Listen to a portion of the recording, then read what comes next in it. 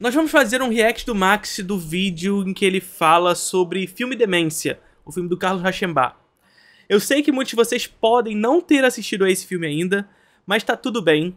É um filme de 1987, então assim, a gente precisa parar com essa cultura de spoiler também. Ainda que o filme não tenha exatamente muito spoiler e tudo mais.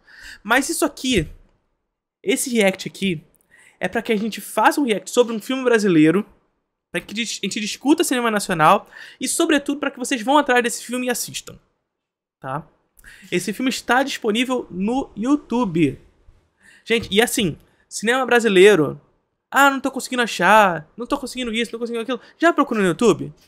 Já procurou no YouTube? Gente, cinema nacional está borbulhando no YouTube. E é o último lugar que vocês procuram.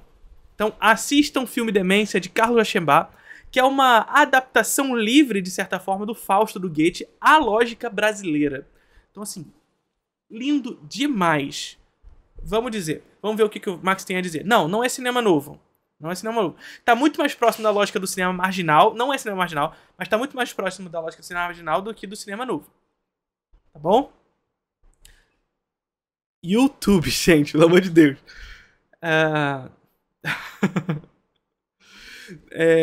É um filme de 1987 e tudo mais, então... É um filme que vai ser financiado pela Embrafilme, sob uma série de problemas no financiamento. Vamos entender isso tudo quando a gente for assistir ao vídeo, tá bom? Me digam se vocês vão conseguir ouvir ao áudio, porque eu mudei um pouco pra tentar escutar no fonezinho, que da última vez não deu certo. Vamos lá.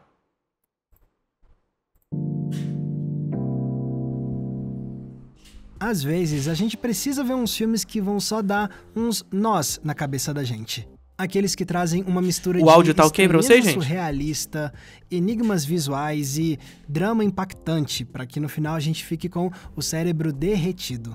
São raros os filmes que conseguem fazer isso tudo tão bem a ponto de se tornarem obras-primas.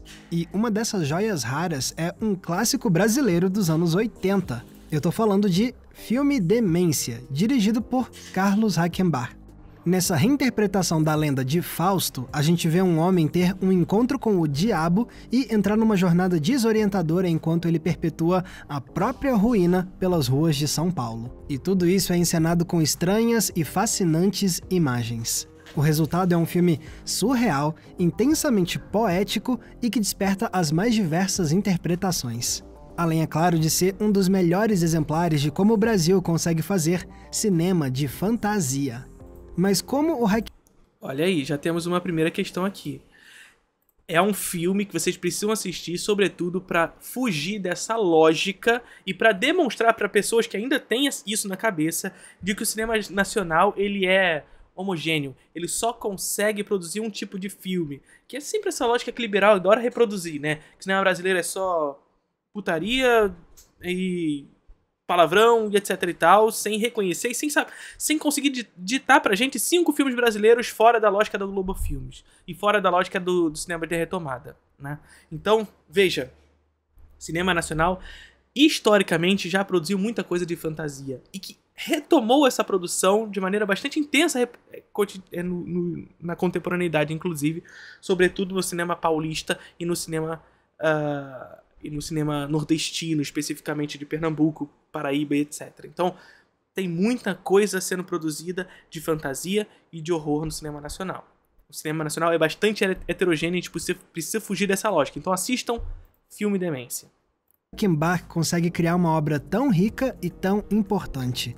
Oi, eu sou o Max Valarezo e eu preciso falar dessa obra-prima nacional com vocês. Mas antes disso, eu já peço para você deixar o seu curtir e se inscrever aqui no canal para não perder nenhum dos nossos vídeos. E te lembro que você tá perdendo conteúdos exclusivos incríveis que eu preparo. Tá esperando entrar na MUBI? Já tá no YouTube, pô. De graça. Precisa estar na plataforma de uma empresa? Para nossa comunidade de apoiadores do Entre Planos. Incluindo o nosso querido Cineclube Entre Planos, para a gente debater um filme por mês via videoconferência. Aliás, o último filme que a gente debateu no Cineclube foi justamente Filme Demência, e o papo rendeu... Tem uma galera ali que é aluna meu também, Muito bem, foi uma conversa de alto nível e eu adorei conversar sobre essa obra-prima com o pessoal. E além disso, eu preparo mais conteúdos exclusivos, tem dica de filme toda semana, tem grupo... Desculpa, gente, assim... Eu adoro a MUBI. Adoro a MUBI. Adoro a plataforma MUBI. Adoro os filmes que estão lá. Mas essa ecobag é um pouquinho brega, né não? Vocês não acham essa ecobag meio brega, não? Vocês não acham meio brega, não?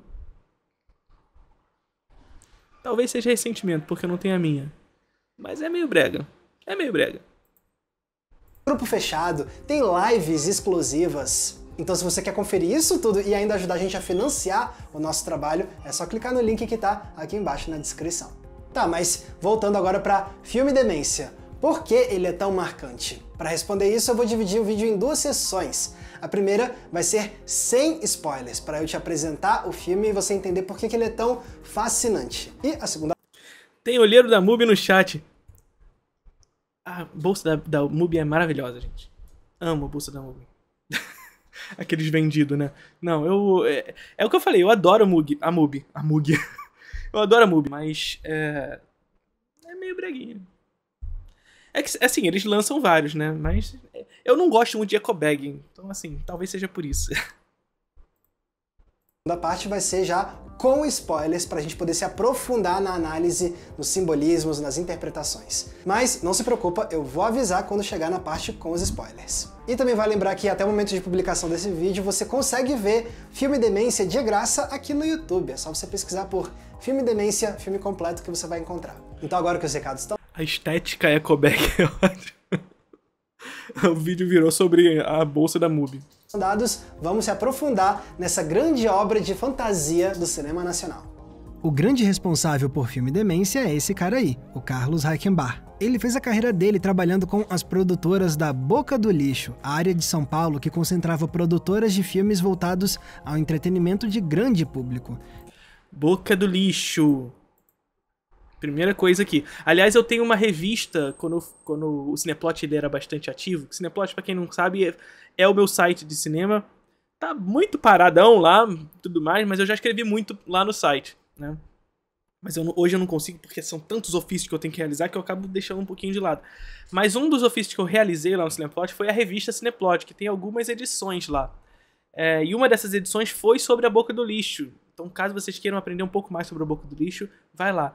A Boca do Lixo nada mais foi do que um local de produção do cinema brasileiro, onde se instalou muito dessas produções marginais, né? Marginais, as pornochanchadas e tudo mais, muitas delas foram realizadas ali sob a lógica da Boca do Lixo. E a Boca do Lixo, ela se instalou ali no bairro da Luz, em São Paulo, sobretudo, né?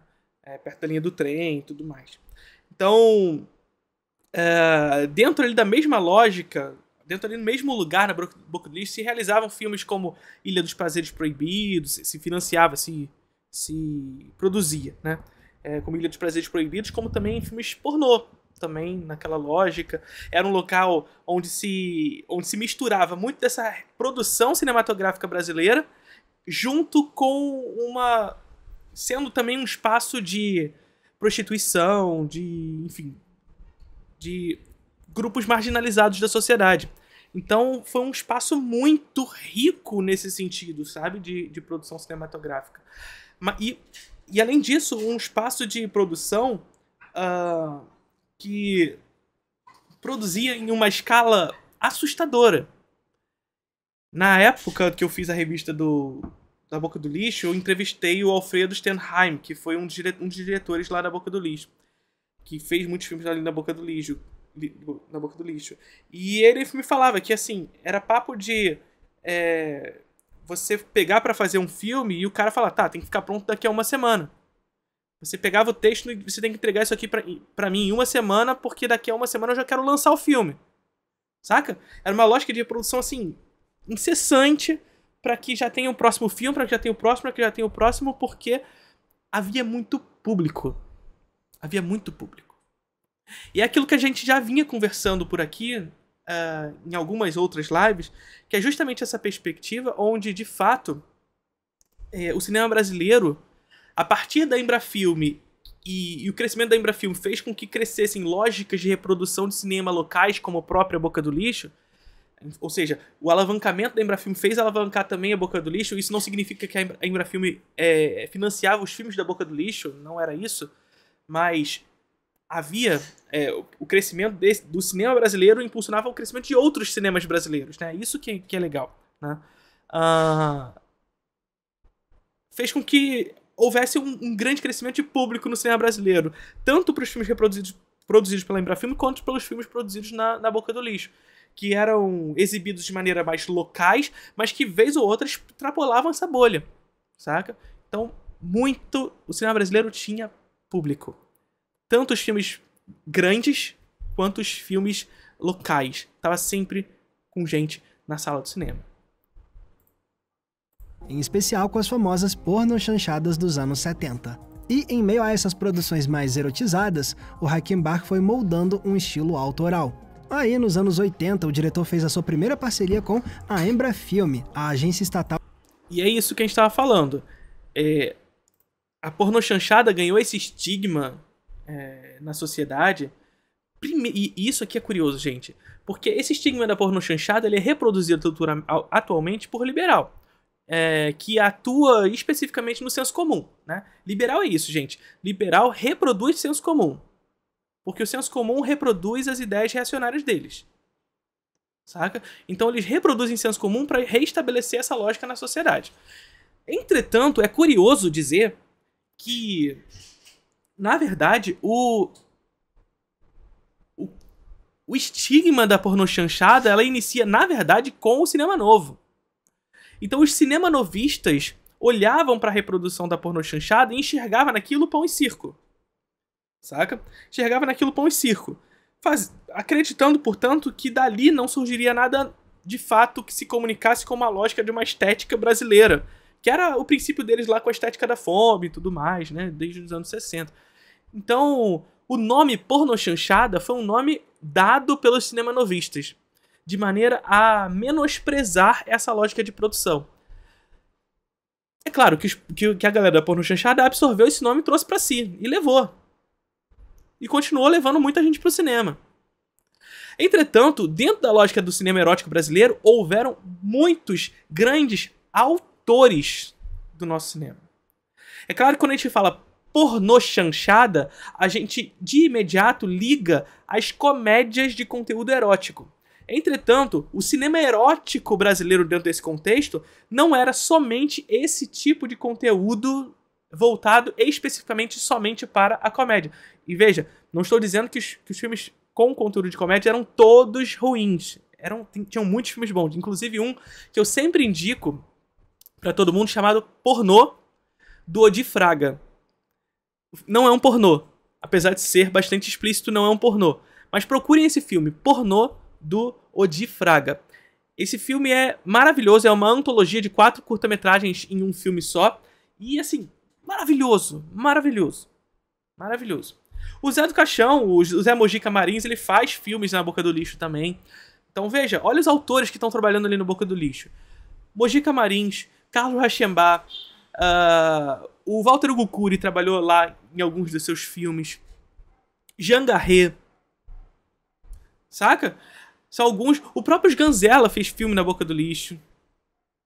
Saca? Então, muitos filmes são produzidos sob a lógica da Boca do Lixo e muitos autores, grandes autores e grandes filmes saem daquela lógica de produção do cinema erótico brasileiro. O Rauschenbach vai ser um desses diretores que trazem muito essa perspectiva do cinema erótico brasileiro, mas que traz uma visão maravilhosa sobre aquilo também. Né? O Jean Garret nem se fala. Jean Garret vai ser o autor de um dos meus filmes favoritos do cinema nacional, chamado... Caraca. Excitação, que é um filme maravilhoso, mas não é esse que eu tava querendo lembrar. Excitação é lindo demais, mas é o... como é que é o nome? Pô, me ajuda aí. Fugiu o nome na cabeça agora. É um dos meus filmes favoritos do cinema nacional. Isso, A Mulher que Inventou o Amor. Fugiu o nome, deu branco, mas A Mulher que Inventou o Amor. Um dos maiores filmes do cinema nacional. Um filme maravilhoso. Um filme de vingança. Enfim, assistam. Só assistam. E aproveitando que o Vitor ali botou no chat o emotezinho, aproveitar para falar pra galera, deixa o seu sub aqui. Vamos ajudar a bater a meta. Tá quase chegando na meta de 150 inscritos aqui. e vai ajudar bastante a produção de conteúdo. Então deixa o seu sub, presenteie a galera do chat. Se tem um Engels aqui no chat, presenteie a galera do chat com sub. E vamos lá, vamos ajudar a produção de conteúdos aqui, tá bom? Além disso, nós temos a meta também de seguidores. E seguidor não paga. Seguidor não paga, você não precisa pagar nada. É só clicar no coraçãozinho aqui embaixo pra gente bater 1.500 seguidores. Bora lá! De fomento à produção cinematográfica brasileira que existia naquela época. E daí surgiu Filme Demência. Aqui somos apresentados a Fausto, um empresário dono de uma fábrica de cigarros chamada Fênix.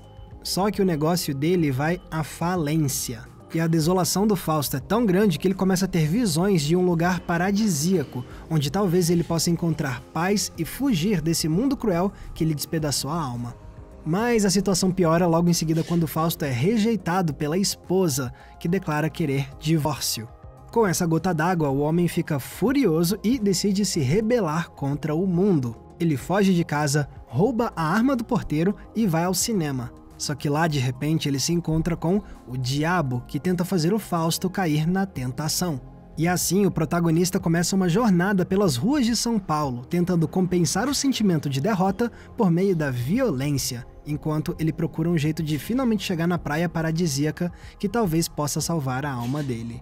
E nessa viagem, o Fausto vive episódios verdadeiramente bizarros, sempre cruzando o caminho dele com o do diabo. Se você olhou para esse Fausto que lida com o diabo e pensou na peça de teatro do alemão Goethe, chamada Fausto, você acertou na mosca. Porque Filme Demência é uma releitura desse clássico. Na peça de Goethe, a gente vê como um cientista brilhante chamado Fausto faz uma aposta com o diabo e passa por uma série de episódios trágicos e sombrios até, no final, vencer a aposta e ter a alma dele salva por Deus. Mas, surpreendentemente, a versão do Reichenbach é bem diferente da do Goethe. O cineasta pegou emprestado basicamente o conceito do homem atormentado que lida com o diabo e algumas das temáticas da peça do Goethe. Mas, de resto, o filme do Reichenbach encontra um caminho muito próprio, inventando uma trama nova, com outros personagens, outros conflitos e até mesmo com resoluções diferentes do que a gente vê na peça. E são essas escolhas que fazem Filme Demência parecer tão único, mesmo se inspirando em uma obra tão famosa. Para começo de conversa, tem a forma como o longa retrata São Paulo, como esse cenário de fantasia urbana. Aqui, a capital ganha vida não durante a correria do dia a dia, mas sim à noite, nas altas horas da madrugada. E por ali, o Fausto conduz a gente, entre bares tomados por poetas, auditórios com palestras estranhas, boates onde aparecem visões inquietantes e... É maravilhoso, porque o Reichenbach ele transforma São Paulo numa espécie de alucinação moderna, saca? Ele transforma a cidade, a figura da cidade sob uma condição urbana desenvolvida, numa espécie de alucinação. Isso é maravilhoso. E edifícios onde um homem pendurado na janela pode perder a vida. É como se a madrugada transformasse a cidade num lugar místico, onde arte, ciência, magia e crime se misturam longe dos olhos de quem não habita os recantos da meia-noite. Quem foi? O Iserergo falou que essa descrição parece o Cidade dos Sonhos. É um pouco, assim, o Cidade dos Sonhos, ele retrata mais a visão de uma moça que vai pra essa cidade em busca de sonho e ela vai entrando no mundo de pesadelo. Aqui não. Aqui ele já está no mundo de alucinação, de pesadelo desde o início. E ele vai em busca do sonho. E o sonho é um lugar onde ele quer chegar, mas o pesadelo é a condição. Saca? É mais ou menos por aí.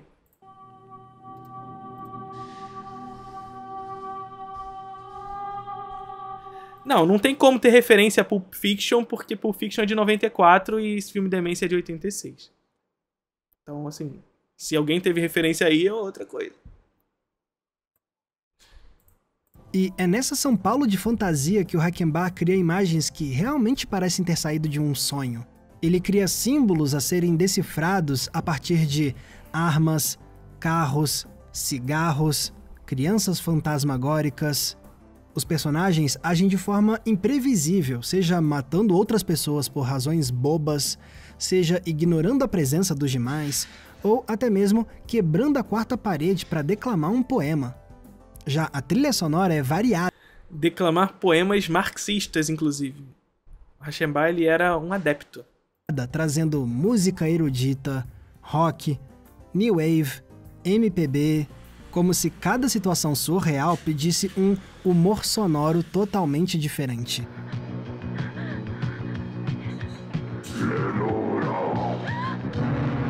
E tem, é claro, o primor da direção do Reichenbach. Certos movimentos fazem a câmera parecer um espírito avançando sobre o Fausto para roubar a alma dele. Alguns diálogos confusos são filmados com a técnica do dolly zoom para distorcer a realidade. Personagens somem do quadro num piscar de olhos, filtros de cor são usados para criar efeitos lisérgicos, e tudo isso funciona perfeitamente, já que a estética de alucinação faz essa parecer uma odisseia de um homem perdido na vida. Fora isso tudo, Filme Demência faz questão de representar a paixão do diretor pela arte do cinema. A gente vê pôsteres de filmes de heróis do Reichenbach como Raoul Walsh, Roger Corman, Samuel Fuller. Já os palestrantes da noite recebem o nome de mais cineastas importantes, como o austríaco Erich von Stroheim, a brasileira Claude Verberena e o dinamarquês Carl Theodor Dreyer. Mas nada disso supera o belíssimo diálogo que Filme Demência estabelece com outro clássico brasileiro que veio décadas... Falaram aqui, me lembrou os filmes do Argento. É porque o Carlos Rauschenbach, ele assume um certo estilo maneirista, a lá Argento. Então, existe uma hiperestilização muito específica nos filmes do Rauschenbach, especificamente em Filme Demência. Antes. São Paulo, Sociedade Anônima, de Luiz Sérgio Persson, a quem o filme é dedicado nos créditos finais. Isso porque o Persson foi professor do Reichenbach na Faculdade de Cinema. E se você já viu São Paulo, Sociedade Anônima, você vai enxergar claramente os paralelos entre as duas produções, já que ambas falam sobre homens atormentados pelo fantasma do industrialismo fracassado. Perfeito. Agora aqui é uma lógica que funciona bastante com aquela perspectiva da verossimilhança.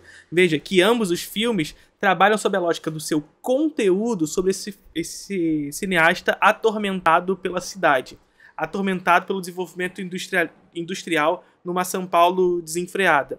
A grande questão, por exemplo, porém, é que São Paulo S.A., por exemplo, ele trabalha sob uma lógica realista, muito mais associada ao realismo à la italiano, né? Enquanto o Karl Rauschenbach transforma essa cidade numa alucinação muito mais maneirista, ou seja, hiperestilizada. Então, veja que, apesar dos temas, apesar dos conteúdos confluírem coisas semelhantes, maneiras de se enxergar a realidade semelhantes, ou melhor, uma realidade semelhante, as maneiras de transmitir essa realidade são distintas, né? Um transforma isso numa grande alucinação e o outro transforma isso numa grande materialidade, né? Então, é mais ou menos por aí. E o melhor é que o próprio Reichenbach apontava em entrevistas como ele homenageou o filme do Persson. Ele mesmo destacava, por exemplo, o fato dele também abrir o filme com um casal brigando num apartamento. Ou então ele usando a mesma melodia do coro de São Paulo, Sociedade Anônima, em um momento bem específico do filme.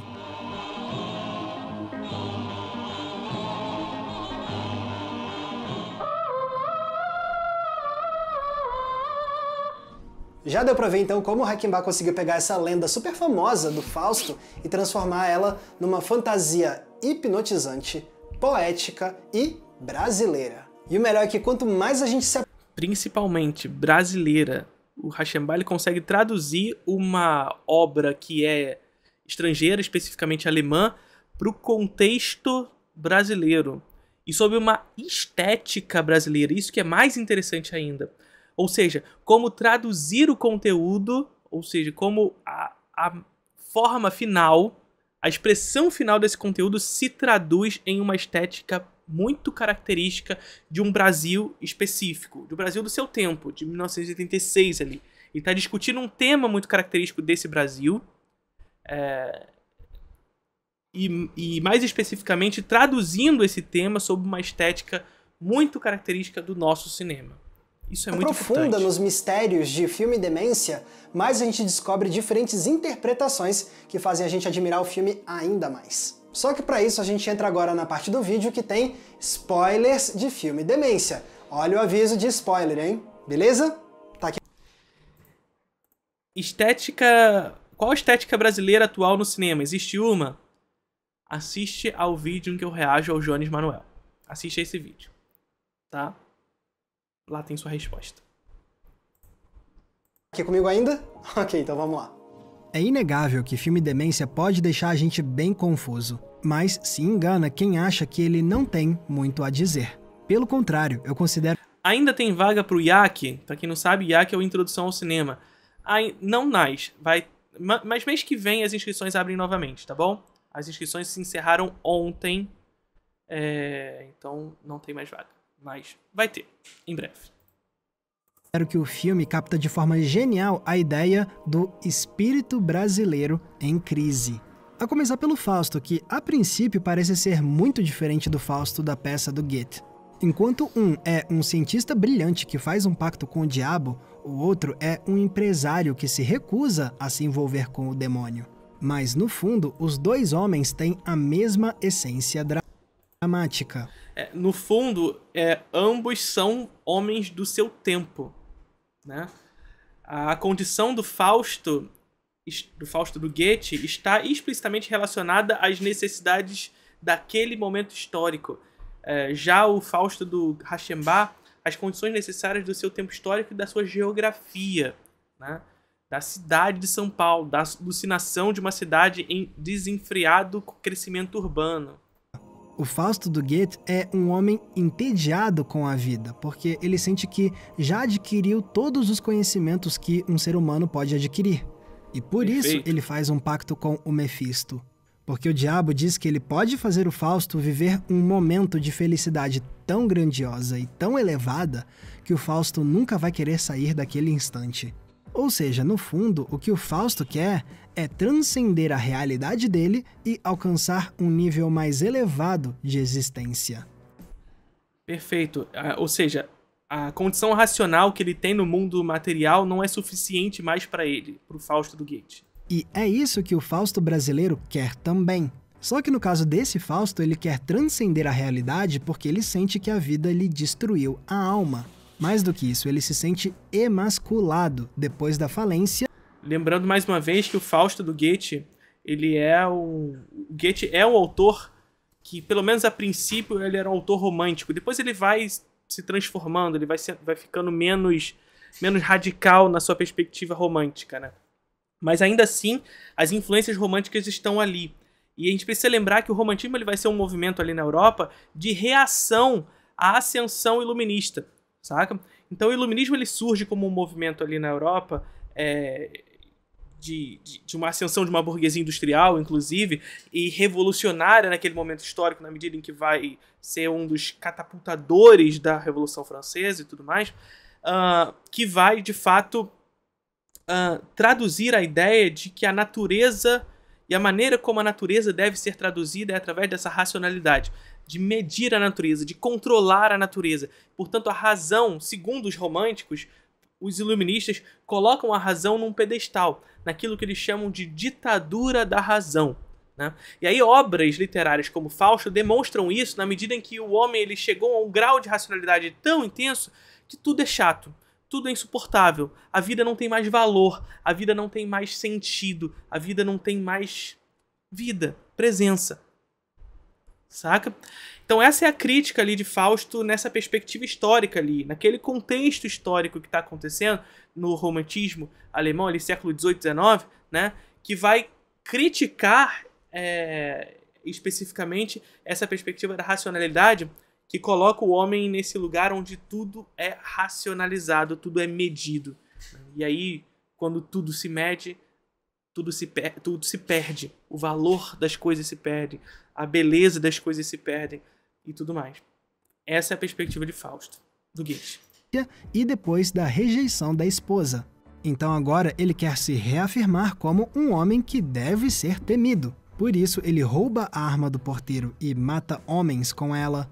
Ele também humilha desafetos para se sentir dominante. Ele recusa avanços sexuais de mulheres como quem quer se vingar delas. Ele também fica obcecado com pessoas e lugares que ainda querem os cigarros das marcas falidas dele, em busca de uma confirmação de que ele tá deixando algum tipo de legado. E tudo isso enquanto ele procura o tal paraíso que aparece nas visões dele. Opa, muito obrigado pelo sub, Free E durante Dali. a jornada ele se encontra com o Mephisto. Muito obrigado pelo sub, somos 138, faltam muito pouco pra gente bater nossa meta de 150. Que inclusive também se difere bastante do Mephisto do Goethe. Na peça alemã, o diabo é um personagem com motivações claras. Ele quer conquistar a alma do Fausto porque ele tinha feito uma aposta com Deus de que ele seria capaz de fazer isso. Já o diabo de filme Demência é muito mais enigmático. Ele não parece ter nenhuma motivação específica para estar atormentando o Fausto. O que faz esse Mephisto aqui parecer ainda mais alegórico. Especialmente se for para falar da realidade brasileira. Porque o diabo de filme Demência pode representar, por exemplo, o trauma do industrialismo brasileiro. Aquele que surgiu nos anos 50 e 60 com a promessa de prosperidade, mas que, ao mesmo tempo, trouxe a ruína capitalista para a vida de milhões de pessoas. Veja só que a perspectiva do Rauschenbach aqui também, além de material, também tem um quê de Fausto, de fato, lá do Goethe, né? Lembra que eu falei pra vocês, agora há pouco, que o Fausto do Goethe e o Mephisto do Goethe tem essa perspectiva de reação ao racionalismo iluminista? Né? Então veja só, a gente está falando de um Fausto, lá no Goethe, que já atingiu um nível de consciência, de racionalidade tamanha, que ele não consegue mais viver no mundo material, ele precisa transcender ele. Ele sente a realidade material como algo que precisa ser superado. Né? O que o Rauschenbach faz aqui com o Fausto à la brasileira, à la industrialismo e urbanismo do Brasil? Né? Na São Paulo alucinada que ele transforma. Ele transforma o Mephisto nessa figura que vai tentar fazer com que Fausto transcenda a esse mundo de racionalidade industrial. Onde, de fato, essa racionalidade imposta por esse industrialismo impede com que esse homem saia da sua posição. Ou seja, ele traduz o que Goethe traz pra gente de uma outra maneira, de uma maneira a trazer os temas intrinsecamente brasileiros. A comentar, de fato, luta de classes. Saca? Então, o Rauschenbach, ele pega a lógica da crítica à racionalidade do Goethe, mas traduz sob uma ótica de luta de classes marxista aqui. Isso fica bastante claro no filme. A gente já tinha visto essa temática em São Paulo Sociedade Anônima e o Reichenbach traz isso de volta. Mas ao fazer isso com um empresário arruinado pela falência dos seus negócios, o Reichenbach faz a relação de São Paulo com o industrialismo parecer um pacto com o diabo mesmo, que promete mil maravilhas, mas que traz também destruição. Então... É isso, porque toda a crítica do romantismo vai muito nessa toada que o Rauschenbach vai fazer no filme dele também, de que a racionalidade e todos os avanços provocados pelo iluminismo trouxeram para a humanidade naquele contexto uma esperança, uma fé de que as coisas seriam melhores, de que todo o avanço técnico e tecnológico provocado pela racionalidade trariam para a gente uma vida melhor. Foi a ideia da Belle Époque, que aconteceu ali na Europa e tudo mais, na virada do século XX. Mas, na verdade, o que ocorreu é que todos esses avanços técnico-tecnológicos, toda essa racionalidade imposta desde o iluminismo, trouxe pra gente, na verdade, na primeira metade do século XX, 2 guerras mundiais, bomba atômica, holocausto, tragédia, barbárie. Saca? Então a crítica dos românticos é essa racionalidade e vai nessa toada de que toda essa racionalidade vai levar a gente pra barbárie. Vai levar a gente pra barbárie. O Marx, por outro lado, ele não vai na mesma linha da crítica romântica, na medida em que o Marx também é um autor a partir do seu materialismo, consequentemente, ele é um autor contrário aos românticos. Mas no sentido de que, na verdade, a culpa está na maneira como essa técnica é distribuída, né? O Marx ele acreditava que a técnica ela tinha valor e que o capitalismo ele mudava a perspectiva de produção anteriormente apresentada, no sentido ali do feudalismo e tudo mais, a lógica de reprodução muda, ou seja, a gente consegue atingir níveis de produtividade jamais encontrados na sociedade, mas, entretanto, todavia, essa técnica ela não serve às necessidades humanas, ela serve às necessidades do lucro, né? Então a crítica do Marx está especificamente aqui. Enquanto os românticos estão inseridos na perspectiva da crítica da racionalidade de fato, que tem como fim a barbárie ali na primeira metade do século XX. Mas veja, o Rauschenbach ele traduz um pouco de uma dialética dessas duas críticas, a marxista e a romântica aqui, né? Romântica pela absorção de Fausto do Goethe, marxista pela lógica da luta de classes, que ele insere aqui de um homem trabalhador numa cidade industrial em ascensão, alucinada, e ele inserido dentro desse contexto, ele só quer escapar, né, de toda essa exploração dessa cidade, que essa cidade impõe a ele. Então ele faz uma certa miscelânea, ou melhor, uma síntese desses dois elementos aqui para traduzir um pouco do Fausto do Rauschenbach, né? Traduzir a crítica marxista e a crítica romântica, mostrando como toda essa racionalidade, ao mesmo tempo que todo esse desenvolvimento do capitalista imposto e materializado na figura da cidade, pesa, oprime a existência desse homem. Então, de certa forma, por mais que o Fausto ache que ele está rechaçando o Mefisto, no fundo ele meio que já tinha vendido a alma dele ao diabo do capitalismo. Foi uma pena terminar como tudo terminou. Por uma lógica parecida, a gente também pode ver esse diabo como uma alegoria para o trauma da ditadura militar. Afinal, o filme Demência foi produzido durante o processo de reabertura política, então é compreensível que ele reflita sobre os anos de chumbo, sobre como os militares deram um golpe prometendo prosperidade e passaram os anos seguintes se vangloriando de um milagre econômico, entre aspas, enquanto arruinavam o país e traumatizavam a população com violência, opressão e morte. Um dos piores pactos com o diabo que esse país já fez em toda a sua história. O que você quer? Quero apenas te servir. Te levar lá onde você quer chegar. E outra leitura possível para esse diabo é uma mais voltada para o autor da obra. É como aponta Daniel Pessego Vieira Caetano em sua tese de doutorado. Nela, o pesquisador levanta a possibilidade do diabo representar conflitos internos do próprio Reichenbach.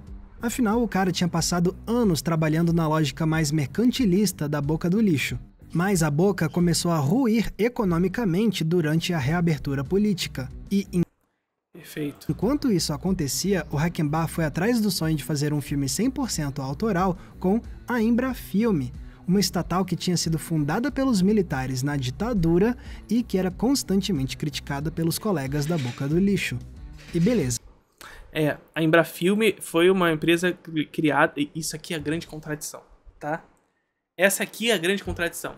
Porque a gente luta por uma Embrafilme, mas a Embrafilme foi criada pelos militares. Ou seja, o que a gente luta é por uma Embrafilme que não esteja sob a lógica dos militares. Saca? Porque, claro, os militares, quando eles criam a Embrafilme, eles criam sob uma ótica ufanista. Saca? Então, a perspectiva ali com a Embrafilme era financiar e exportar o cinema nacional para levar uma visão sobre o que é Brasil para o mundo. Mas o que é Brasil para os militares? Né? Entretanto, todavia, e aí tá as grandes contradições, os militares se viram na posição de que a exportação, os filmes que chegavam no exterior, os filmes brasileiros que chegavam no exterior e que tinham espaço nos grandes festivais, eram justamente os cinemanovistas. E aqui surge o grande impasse. Aqui surge o grande impasse. Porque eram os militares tendo que se ajustar com os cinemas novistas. Saca? E que aqui vem o terceiro impasse, que é a galera da Boca do Lixo, os marginais, criticando a Embrafilme e os cinemanovistas por aderirem a isso. Por se permitirem a isso. O que não significa dizer que a gente não precise de uma Embrafilme. A gente precisa. A gente precisa e aí a gente faz uma leitura histórica da Embrafilme e a gente vê que os resultados da empresa são valiosos. A gente pode e deve reconsiderar e deve discutir as diretrizes.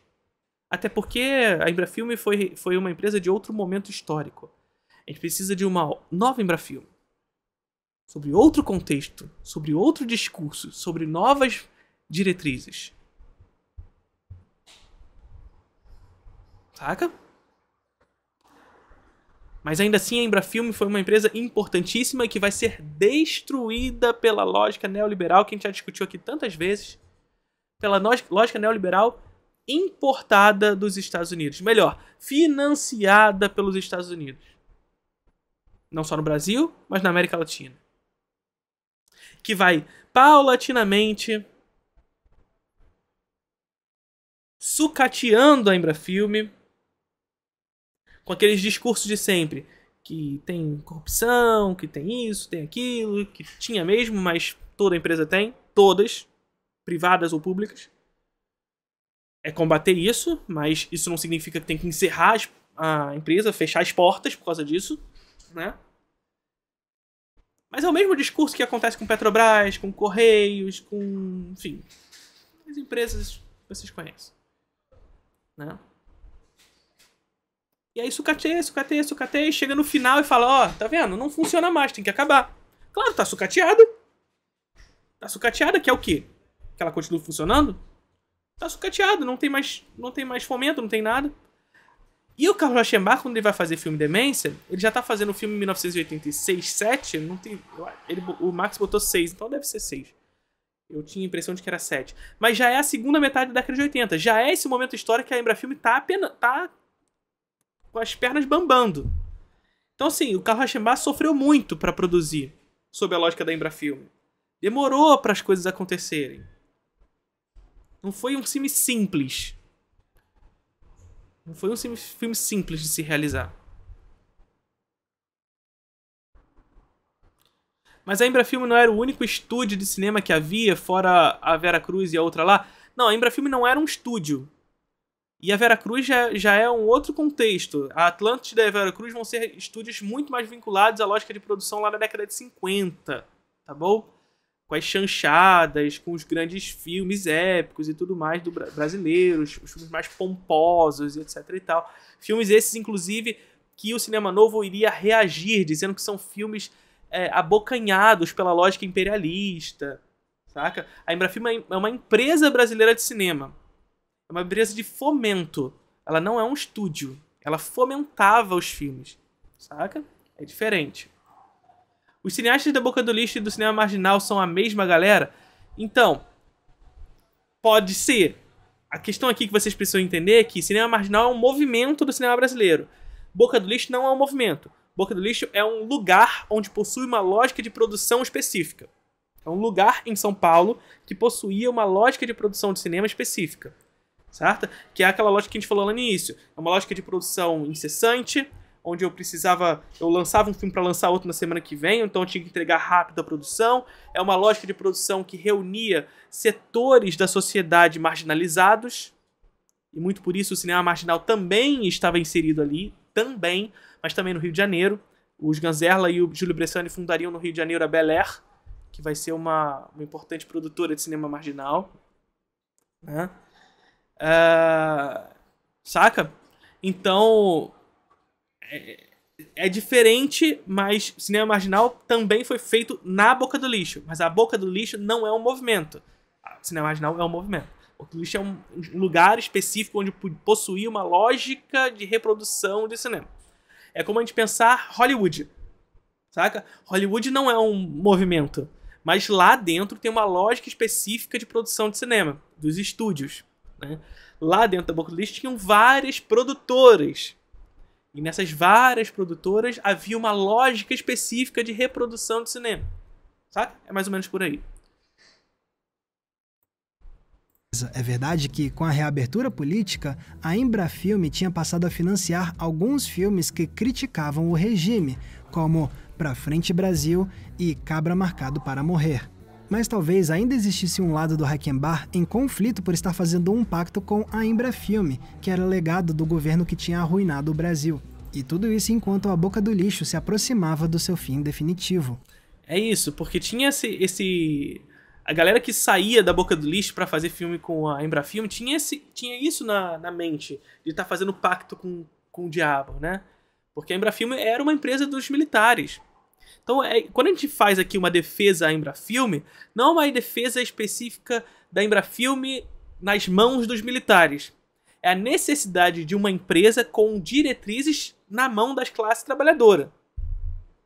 Mas uma empresa brasileira de cinema, estatal, que fomente o cinema brasileiro, que exporte o cinema nacional, que internacionalize, portanto. E que através das suas políticas de proteção, inclusive, construa um público para o cinema brasileiro. Porque o que falta pra gente hoje, gente, é público. Não é filme. A gente tem muito filme bom sendo produzido. Se a gente tiver público, a gente produz ainda mais filme. E além disso, ecoa no jovem a possibilidade de trabalhar com cinema. O que significa mais filmes bons sendo realizados. Saca? Então a gente precisa de medidas de proteção, a gente precisa de uma empresa brasileira que proteja o nosso cinema, e a Ancine não basta, porque a Ancine é uma agência reguladora. A lógica da Ancine é uma lógica neoliberal. Não é à toa que a Ancine vai ser criada pelo Fernando Henrique Cardoso, gente. É uma lógica neoliberal. Não é uma lógica de fomento. A lei do audiovisual, a lei do Lei Rouanet, etc e tal, elas são... É melhor a gente lutar por elas do que não tê-las, mas elas são políticas neoliberais. A empresa tira parte do seu imposto para financiar um determinado filme em troca de publicidade, gente. É isso que acontece. Então o dinheiro que iria para o Estado, a empresa pode utilizar desse imposto para fazer propaganda em produção cultural. E é claro, a empresa ela vai escolher em que filme que ela vai fazer propaganda, né? A partir disso, um tipo de filme específico vai ser financiado. Não vai ser um filme que vai buscar uma estética nacional. Não vai ser um filme que vai trabalhar com temas mais complexos. Vai ser um filme que não vai manchar a imagem da empresa. Então é uma lógica neoliberal. Agora, é aquilo que eu disse agora. Não significa que a gente tem que acabar com a Ancine. A gente tem que acabar com a Ancine se for para substituir por uma Embrafilme da vida, por uma empresa brasileira de cinema, uma empresa estatal. Agora, isso não significa dizer que... Isso significa dizer, sobretudo, que é melhor ter a Ancine, é melhor ter a lei do audiovisual e a lei Rouanet do que não ter. Isso é um fato.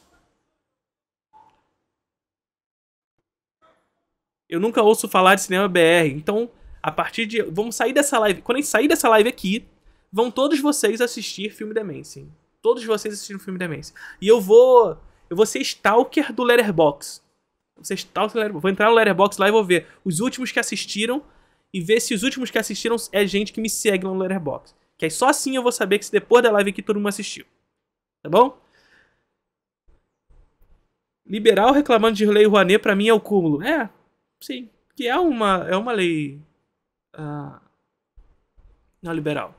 A questão é que eles não vão falar isso porque pra liberal o Estado pra liberal, assim, o discurso do liberal é que o Estado atrapalha. E por isso a lei do audiovisual e a lei Rouanet são leis em que o Estado está interferindo na maneira como o mercado vai financiar o cinema e tudo mais, né? Entretanto, todavia, é aquilo que a gente sempre falou aqui o tempo inteiro. Não há capitalismo sem Estado. E, portanto, essa ideia de que não dá pra interferir, é um idealismo, porque não tem laje na realidade, não há lugar nenhum no mundo onde o Estado não interfira.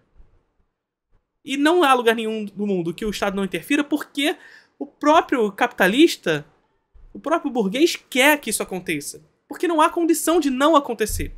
Porque se não acontecer, não tem investimento de longo prazo. Não tem investimento em alto risco, porque só quem faz isso é o Estado. Gente, é isso que a gente estava falando agora há pouco. A gente tem o maior cineasta bilionário do mundo aqui no Brasil. E o que ele faz por cinema é ínfimo em relação ao que ele pode fazer. Ínfimo.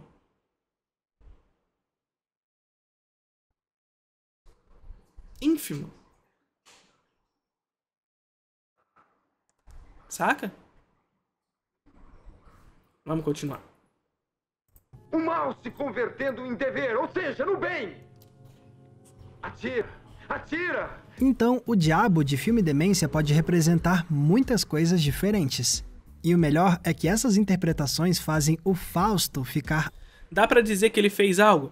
Ele fez alguns filminhos, né? Que são filmes que ganharam relevância internacional, e isso significa bastante pro cinema brasileiro, de alguma forma. Ele tem o seu museuzinho, né? O Instituto Moreira Salles, que é uma forma interessante de preservação da cultura e tudo mais. Ele é um contribuinte, por exemplo, do Instituto do Martin Scorsese, que financia o resgate de cinema do mundo, inclusive brasileiro. Mas é um pouco disso, sabe? É um pouco isso aí. E é isso. Ainda mais fascinante, porque assim ele acaba representando as maiores ansiedades que assolavam o espírito brasileiro em meados dos anos 80. Assim como Fausto, nós também estávamos saindo de períodos traumatizantes, tentando fugir... Gente, assim, bilionário é herdeiro, ponto. Se você é bilionário, você é herdeiro. Ninguém constrói um patrimônio de bilhão do zero. Ninguém. Pode haver casos de gente que vai conquistar muito dinheiro e tudo mais. Tem gente que vai conquistar muito. Mas conquistar bilhão é muito difícil. É muito difícil. Então, assim, é herdeiro. É herdeiro de banco. Mas também fez dinheiro com cinema. Cinema, assim, é ínfimo. Ele faz por hobby, né? Mas ele também trabalha com mineração. Trabalha não, desculpa. Trabalha. Ele também tem ações em mineração e etc e tal. Enfim, é por aí. Curso de herdeiro, né? Como é que a gente faz? Quer aprender? De quem queria prolongar a nossa ruína e procurando um futuro mais pacífico. É um verdadeiro processo de crise, e por isso mesmo as imagens surreais de Filme Demência funcionam tão bem, porque elas criam uma realidade fílmica que parece tão desnorteante quanto aquela que o país vivia na época. Isso. É justamente quando a alucinação se confunde com a realidade. É uma São Paulo que é tão real, mas ao mesmo tempo tão alucinante, que faz com que essa alucinação se confunda com a realidade. O ambiente urbano se torna tão caótico que transmite isso. O que nos leva finalmente a um dos momentos mais fascinantes de Filme Demência: a cena final. A essa altura, o Fausto já viveu toda a sua jornada caótica, tentando se reafirmar como homem enquanto buscava o paraíso. Mas mesmo matando pessoas, humilhando rivais e recusando as mulheres, ele não consegue chegar no lugar dos seus sonhos. Então, ele abdica de tudo. Ele troca a arma por um carro, deixando a violência para trás. Ele foge de São Paulo, esquecendo os desafetos. E depois de recusar mulheres e o diabo uma última vez, ele vai a uma praia. E agora não tem mais volta. Ele destruiu todas as suas relações e arruinou toda a sua vida. Só que ao invés de se desesperar, o Fausto finalmente encontra paz. Ele chega à conclusão de que o único jeito dele se salvar era se autodestruindo. Ele precisava causar a própria ruína para então renascer, assim como a lendária Fênix que dava nome à empresa de cigarros dele. Que eu me reduza a um monte de destroços. É possível que o outro lado surja então fecundo. E assim temos um dos planos mais impressionantes do filme, com o Fausto literalmente quebrando a realidade com o seu carro verde. Pra depois a gente ver ele acordando na mesma poltrona em que ele tinha adormecido no começo do filme, vendo aquela menina das visões e acolhendo ela para que ela possa dormir em paz, enquanto a câmera fecha na imagem dos cigarros Eden, diferente dos cigarros Azteca que a gente tinha visto no começo do filme. Num primeiro momento, eu interpretei a cena como aquele clássico final do Era Tudo um Sonho. E de fato, essa é uma leitura totalmente possível e fascinante, que pode revelar como o Fausto, na verdade, é um homem que só consegue expurgar a fúria dele nos sonhos e não na realidade. Só que quanto mais eu pensava, mais eu gostava de outra interpretação. A de que o que a gente viu no filme inteiro não era um sonho. A de que toda essa jornada surreal... Eu dei o spoiler alert. Eu falei que ia ter spoiler, mas isso não vai atrapalhar a experiência de vocês. Pode ficar tranquilo, gente. Assistam com tranquilidade. E eu falo com tranquilidade. Tipo choque de cultura. Aconteceu mesmo, que a fantasia foi concreta. Afinal, se o Fausto representa o espírito brasileiro em crise dos anos 80, ele precisa ter vivido toda essa crise de verdade. Porque a queda da boca do lixo nos anos 80 foi real. A recessão econômica da época foi real. Os horrores da ditadura militar foram reais. Nada disso foi um mero pesadelo do qual os brasileiros puderam simplesmente acordar, sãos e salvos. Tudo isso aconteceu mesmo, e agora restava ao nosso povo seguir adiante com a esperança de um futuro melhor. Então, considerar que a jornada do Fausto foi só um sonho... É isso, gente. A alucinação se confunde com a realidade. Meu ver, tira muito do poder alegórico que Filme Demência tem como essa obra que capta de forma tão única o espírito daquela época. O longa fica ainda mais grandioso quando a gente considera que a jornada do Fausto aconteceu de verdade. Que ele realmente se arruinou e renasceu de formas fantásticas para, enfim, seguir adiante com a promessa de, quem sabe agora, chegar ao tão sonhado paraíso. É uma maneira de ver a realidade, né? E a realidade permite essa alucinação. Tá vendo então quantas leituras incríveis Filme Demência consegue despertar? E olha que ainda tem muitos detalhes, cenas e interpretações que eu não abordei, de tão rica que é essa obra-prima. Sim, esse é um daqueles filmes que fazem a sua mente dar 1000 voltas, mas de um jeito bom, que te deixa deslumbrado e com vontade de mergulhar em todos os mistérios que você vê na tela. É mais do que merecido, então, que Filme Demência seja tido como um dos melhores filmes brasileiros de todos os tempos, comprovando muito bem que, aqui no Brasil, também se faz cinema de fantasia de altíssimo nível.